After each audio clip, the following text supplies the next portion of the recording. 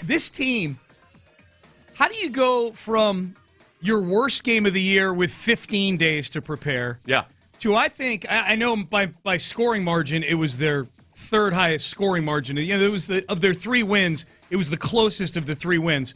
But I would submit, given the opponent, given the circumstances yesterday, I mean, you had to have that win yesterday. Yeah. And the fact that San Francisco, on their 2 scores that they did get, they needed a huge mistake on special teams by the Texans at the end of the half, and then they had to make a 3rd and 17 down near the goal line. Like, they needed some somewhat outlier type things to happen, even just to get on the scoreboard.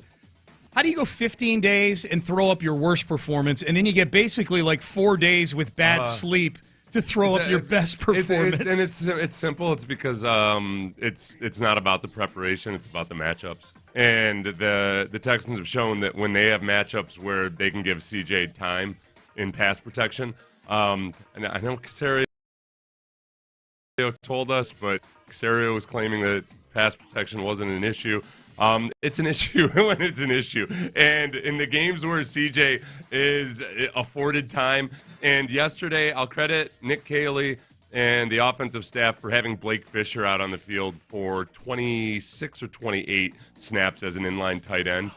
That was the most he's had all season. Huh? Yeah, as an inline tight end. And they were going against overall, the sum total of it, yes, injuries aren't an excuse at this time of year. The Texans had their 2 top wide receivers out. I'm not making an excuse, but it created a matchup where the 49ers didn't have guys that were going to win consistently in pass protection, especially with the extra heavy bodies on the field. So when CJ has time to operate, and yes, I understand CJ's part of the pass protection and getting the calls right and everything, but it was that kind of a day where if he can slice and dice and carve defenses up, it's a matter of getting the protection right.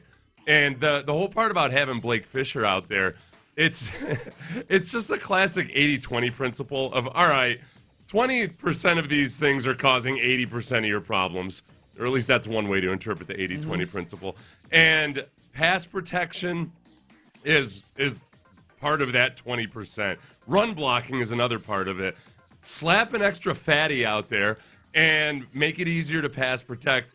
Make it more physical in the run game, especially when you only have one viable tight end on the roster anyway. AJ can do with one less receiving option out on the field because he can find the guys if he has time to do it. He's upright. If he has time to do it, he can find the guys. When you got 5 receiving threats out there, but he's got no time, it's all for naught. So I think it's really about that. It's not about the preparation. It's about the actual matchups. And so the offensive line continues to be a concern, even though I give them credit for that performance yesterday. But versus the better defenses, they've got to keep making improvement. They've got to keep getting better. Blake Fisher being on the field, I think, is one solution. That sometimes it's not the ideal solution, but you have to do what you can with the resources you have. Can I just tell you something? That's a really good answer. I wish I had just turned to you yesterday while you were sitting next to me in the press box and said, hey, why are they playing so much better on 4 days of prep instead of 15 days of prep? I had mentioned it to you a couple times during the game, but you were scribbling in your notes. I carried it around with me all day long. Yeah, I didn't. Yeah. Sorry, you and I both get hyper-focused on our own things sometimes. Yeah. So, that's a really good answer. The matchups. Yeah. It really is, and I'm not trying to take away from the win or anything. This is where we are with the Texans right now. There's some teams that the offense matches up well against. They're going to destroy them. They destroy them, and that shows you. I think that's probably our best indicator of yes, everything good about CJ is still there. The potential and his ceiling is still very, very hard sometimes when things are so unstable around a quarterback to figure out what's his fault, what does he need to do better. It's just the clock and the timing and the rhythm in his head starts to get screwed up when you've got all of these things working against you. I think these games versus the good matchups show that, there's a lot of quarterbacks that would go out under those same circumstances and not nearly be as efficient and methodical. And what did he end up with? A 75% completion? He was. I was just going to say he was 30 of 39, which I think is 77%. Yeah. And he missed a few. He was 30 of 39. He probably had at least 2 or 3 throws. He'd like that back. That's the part early in the game. And this happened with CJ a few times where early in the game he's had a few bad throws, which every single quarterback in the history of football has. Every Hall of Fame quarterback has some bad throws. But then when you pile on some more bad throws or some interceptions or, just the pressures and sacks and everything, those bad throws, those misfires really start to weigh heavily in you. So this game, and then I think the Titans game would be the other one I'm thinking of, where you're like, oh my gosh, I can't believe you missed that throw. Oh my gosh, I can't believe you missed that throw. And then all of a sudden you look up, and he was like 17 for 20 or whatever. So you're going to have those misfires. It's the sum total of what are you doing. And he was very, very accurate. Yeah. That's what I take from that game. I'm excited about the victory versus a good football team. And I don't make any excuses on either side for injuries. Both those teams had some very significant injuries. It's that, man,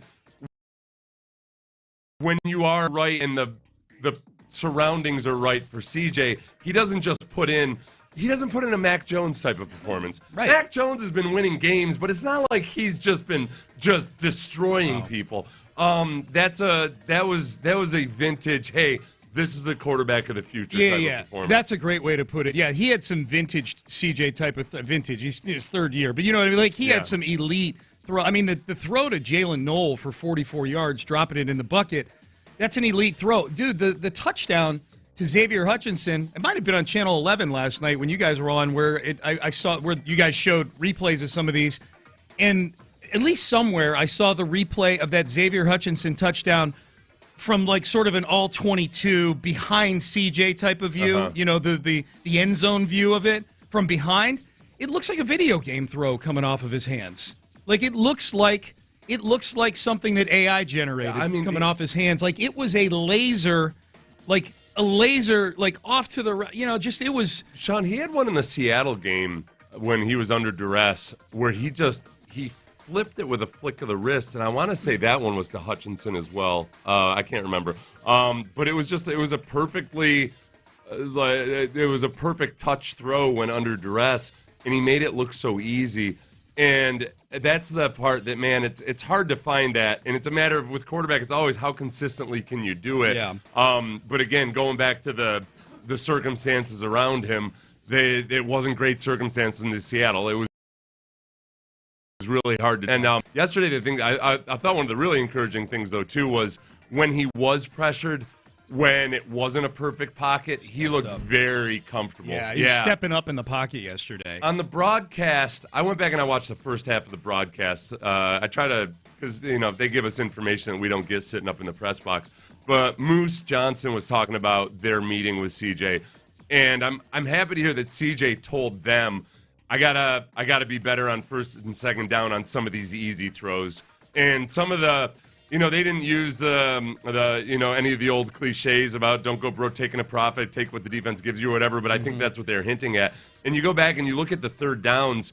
I went and never trust my arithmetic, but I think the average third down was 3rd and 6 in this game, which is a very, very manageable, very achievable third down, as opposed to some of these games where it's been like 3rd and 10 or 3rd and 11 or 3rd and 12 on average. Yeah, I thought, well, and not getting sacked in the game helped that for sure. There were no sacks allowed by the offensive line, and I would say that's a combination too with CJ. The 0 sacks, kudos to the offensive line, kudos to CJ for, to your point, when things are breaking down, he was stepping up in the pocket and getting rid of the ball. Even times where they did get into bad down and distance situations, because they did have 8 penalties. They weren't all on offense, but most of them were.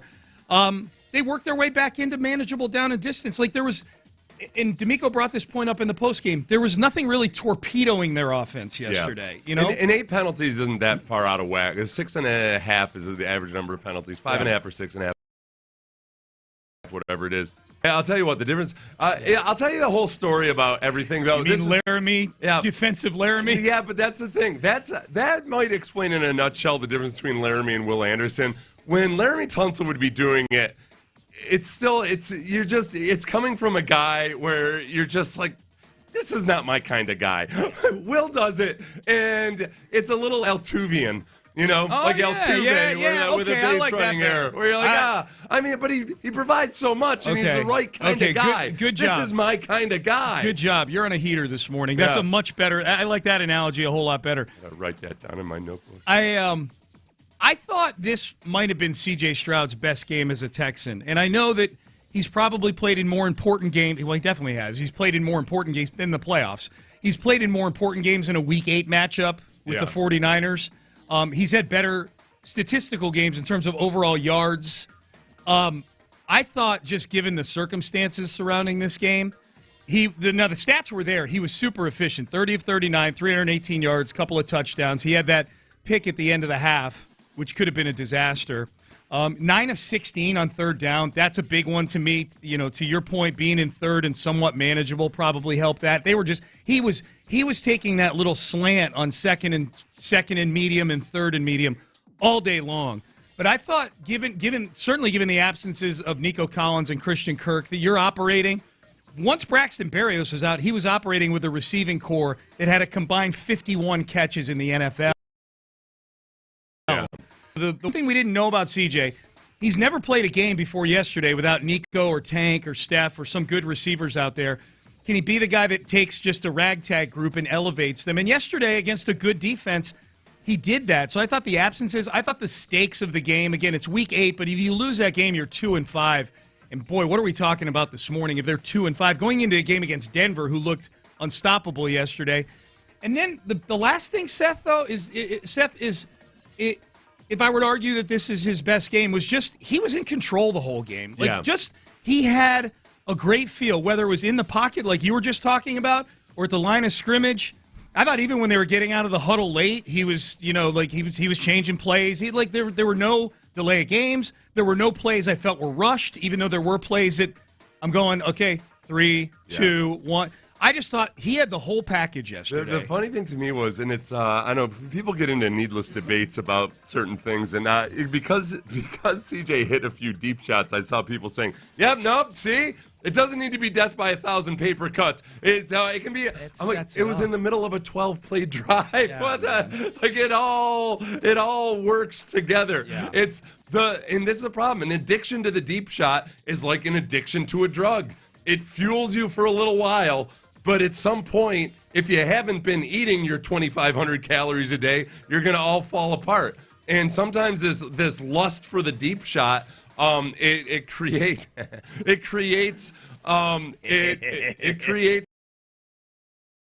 problems in offense. So that was the really exciting thing I know both you and I sit in the press box was you kept showing me the number of plays per drive on as the time of possession was so lopsided in the first half. It was 25 minutes to 5? It was 24 and a half minutes to 5.5 minutes. My goodness. It ended up being I've never seen anything like it. 40 to 20, I think. Yeah.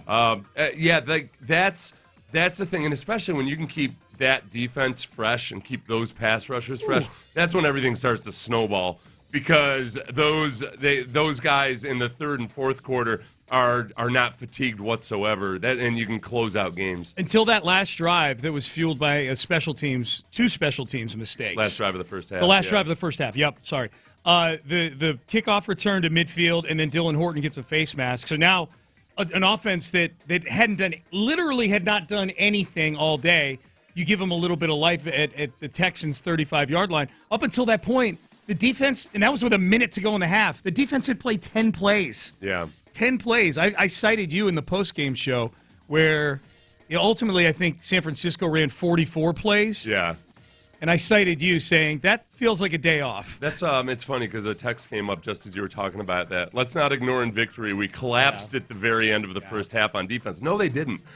George Kittle caught a touchdown that was like a stupid throw. That was credit to Mac Jones and George Kittle on that. That was a 3-play drive. That was the riskiest of all possible scenarios right there. Yeah, look, you don't collapse when you let it touch them 35-yard line. That's not a defense. That's not a defensive collapse. That was a special teams collapse. Yep, absolutely. So I thought that was good. Here was D'Amico Ryans on C.J. Stroud's performance yesterday. Yeah, when C.J.'s locked in, we know when the quarterback is playing well, right? And C.J. plays well. and he's upbeat, and everybody can see he's going to the right spot with the football. He's making great decisions, stepping up, escaping the pocket, converting some runs there, converting some third downs. I mean, you just see the energy, the vibe of our entire sideline just changes, right? Because everybody's looking for the quarterback for that leadership. And it's just about nothing special or nothing grand. It's just about him just remaining disciplined as a quarterback, doing exactly what he's supposed to do on every given play. And when he does that, he makes great decisions. And with the O-line working the way they work today, that's what you see, man. One of his best games ever.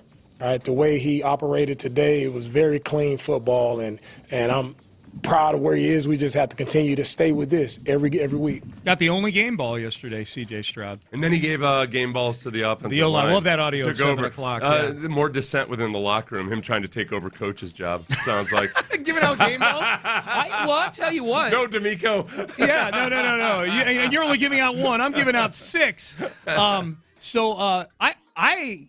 Look, we don't know what goes on behind the scenes. We just get these little snippets of in the locker room. Yeah. I don't think we've seen – I can't remember seeing a victorious locker room video where CJ was getting up and talking to the team the way he was afterward. I was about leadership and things like that. There was a little okay, so D'Amico talking about outside noise and everything, and kind of defiant at the podium yesterday. We'll have that in the next segment. Yeah, okay, I've got a thought on that. You do? Yeah, and then because that was I've got a thought on that. Okay, and then also we might need to listen to the actual raw version of the final question to CJ in the press conference, because I'm not. It might have been a plant. I don't know. He talks about how much he loves Houston. Yeah. H-Town represent. I felt like one of those moments where somebody was instructed to ask a question. It's one of the media members, but they've got like a Groucho Marx glasses on. Yeah. I mean, hey, CJ. I'm curious, which is fine. People do it. It's just always funny when it happens. That's funny. Okay, you're such a cynic. I heard that and I'm like, oh, good. He likes Houston. It was almost like there was the last question, and then all of a sudden at the very end, one more question. It was like, CJ, how much do the people of Houston mean to you? Well, the last time they did a one more question with CJ was at his Wednesday press conference, and he stormed off seemingly kind of pissed off. I didn't recognize the voice at the time. Maybe you'll recognize the voice.